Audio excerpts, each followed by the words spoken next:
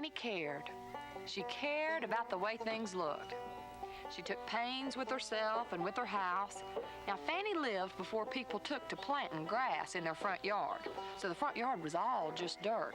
But Fanny, she kept it swept down, and right there was some of the cleanest dirt in 3 counties.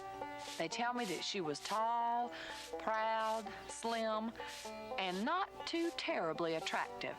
But Grandmother says that she could spell like nobody's business. Hyde and Tyler always teased me about my spelling. Of course, when I met him, he was a far sight from civilized. I was 22 years old when I first met him, and my mother was beginning to be worried she was going to have an old maid on her hands because I hadn't shown any interest in the local boys. But one day we went into town. Town is Law Creek, population 200. We were passing by the sawmill, and it was there that I first laid eyes on my Hyde and Tyler. And he had a handsome face. Well, Mother and I went on to the store, and on the way back, Hyde and Tyler stepped out of the sawmill, tipped his hat, and spoke to us. Well, I didn't like the way he spoke.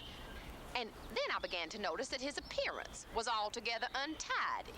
He had big hands, big feet, was generally a clumsy-looking sort of fella.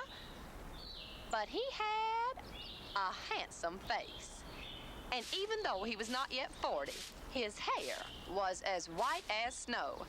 I found out later it'd been that way since he was 19 years old, and he had a silver mustache to match. Well, I talked with some of the ladies in town, and they told me that Hyde and Tyler had started out working in the sawmill when he was 13 years old, and now he owned it. Well, I thought that was fine.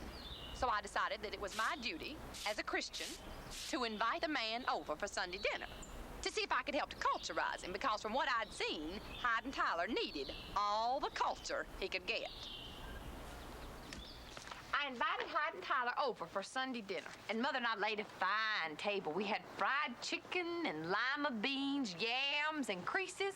I made homemade bread, rhubarb, and apple pies. Well, Hyde and Tyler came to Sunday dinner in his overalls with his brogans on. He ate with elbows out, put lima beans on his knife, sopped up gravy with his bread, and drooled buttermilk down his chin. Well, he didn't even use a napkin. It was a disaster. My parents hated him. After he left that night, I said I never wanted to see him again as long as he lived. Of course, I married him the following year. Now, he's 10 years older than I am, but in many ways, he's much younger. Oh, now, he owns a sawmill and a livery stable, but he can't read or write, and he doesn't much believe in God. So I said to myself, well, Fanny, you've got 2 orders of business. The first is to educate this man, and the second is to work on his soul.